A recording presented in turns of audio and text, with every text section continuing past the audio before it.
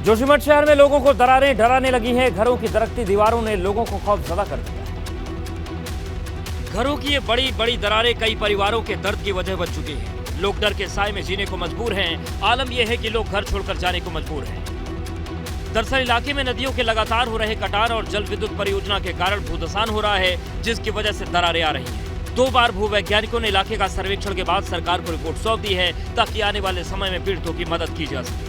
मेरे द्वारा निर्देशित किया गया है कि प्रत्येक वार्ड में जाकर जो प्रभावित परिवार हैं उनके मकान संख्या और प्रत्येक परिवार की जो परिवारजनों की संख्या है उसकी एक डिटेल बना के रखें, ताकि अगर कभी त्वरित सहायता राशि हमारे पास उपलब्ध होती है तो हम शीघ्र से शीघ्र लोगों को उसको उपलब्ध करा सकें। पिछले 1 साल से लगातार जोशीमठ में भूस्खलन हो रहा है। पिछले साल भी जोशीमठ के अलग अलग हिस्सों में दरारें आई थी।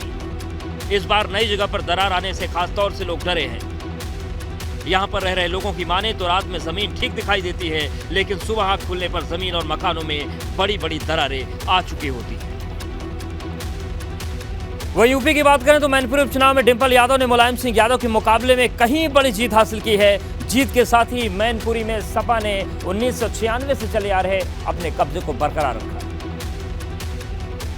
मैनपुरी में ऐतिहासिक जीत के बाद समाजवादी खेमे में खुशी का माहौल है, क्योंकि इस जीत से सपा ने एक तीर से 2 निशाने साधे हैं। पहला डिंपल यादव पर खेला गया वो कारगर साबित हुआ, और दूसरा चाचा भतीजे का फिर से भरत मिलाप हो गया। बहुत ज्यादा खुश हूँ मैं, और हमारी भाभी को भारी मतों से मैनपुरी की जनता ने सदन में पहुंचाया है, उसके लिए हृदय से धन्यवाद और ढेर सारी शुभकामनाएं। मैनपुरी सीट को जीतना सपा खेमे के लिए इसलिए भी जरूरी था, क्योंकि मैनपुरी सीट सैफई परिवार के लिए आन बान और शान से जोड़कर देखता है। जिन लोगों ने जनता को डराया, धमकाया, वोट नहीं देने दिया, उनके मुंह पे भी एक जोरदार तमाचा है ये, और मुझे लगता है कि जनता अब उन्हें 24 में बहुत अच्छा सबक भी सिखाने वाली है। पार्टी की तीसरी लोकसभा सांसद की जीत के लिए लखनऊ में उनकी जीत का यशोगान किया जा रहा है। चारों तरफ सांसद डिंपल यादव को बधाई देते हुए होर्डिंग लग गए हैं। मैनपुरी में डिंपल यादव की शानदार जीत के बाद में लखनऊ स्थित समाजवादी पार्टी कार्यालय के बाहर बड़े बड़े होर्डिंग लगा दिए गए हैं, जिन पर डिंपल यादव को बधाई दी गई।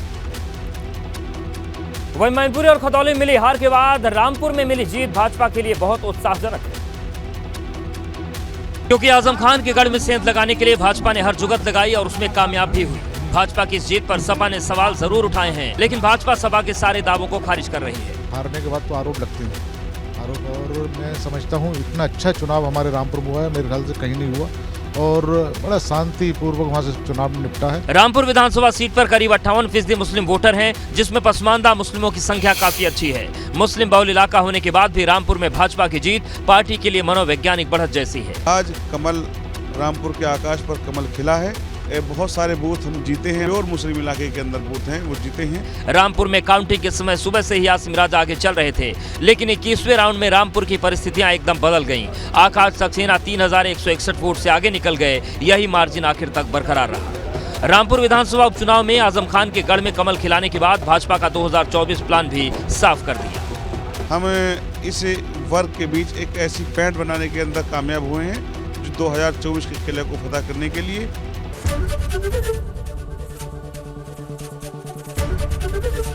एबीपी गंगा, खबर आपकी, जुबान आपकी।